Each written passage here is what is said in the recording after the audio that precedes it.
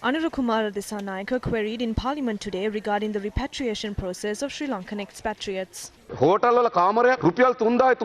The average rate at a hotel is around 3,000 to 3,500 rupees. However, they charge in excess of 12,000 at hotels to undergo quarantine. These hotels are owned by their close allies. This has turned into a source of income for the infamous businessmen supporting the president.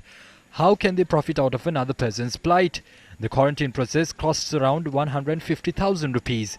PCR tests cost around 16,000. The air ticket costs around 150,000. Overall, it costs more than 400,000 for a citizen to return to the island. If a person earns 50,000 per month, it costs the salary of 8 months for him or her to return to the island. Are you the true rulers? Sri Lankan expatriates need to register themselves at consulates, pay an extra sum to do so, and enter themselves onto the repatriation list. That is the hardship you make our people go through. At present, if a person contacts COVID-19 at home, the other residents are not directed to quarantine centres, but are directed to quarantine at home.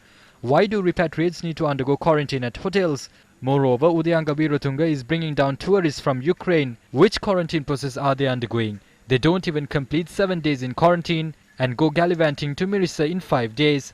Foreigners are being treated differently. The Sri Lanka Bureau of Foreign Employment has a fixed deposit of 1 billion. They use that money to purchase alcohol. According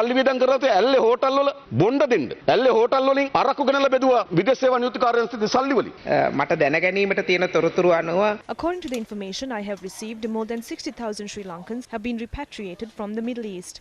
Moreover, the cost of their PCR test will be borne by the Ministry of Health and the government.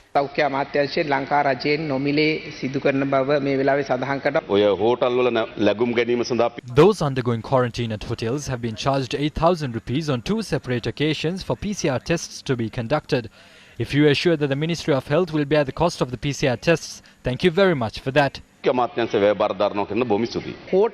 government conducts PCR tests on those who opt to undergo quarantine at centres instead of hotels.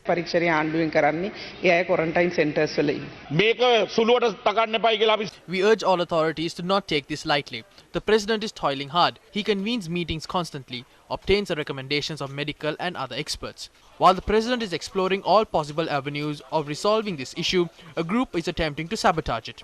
We cannot allow the group to destroy the government. The people have high expectations of this government. Past governments destroyed this country and the people worked hard to bring this government into power. The repatriation process needs to be streamlined.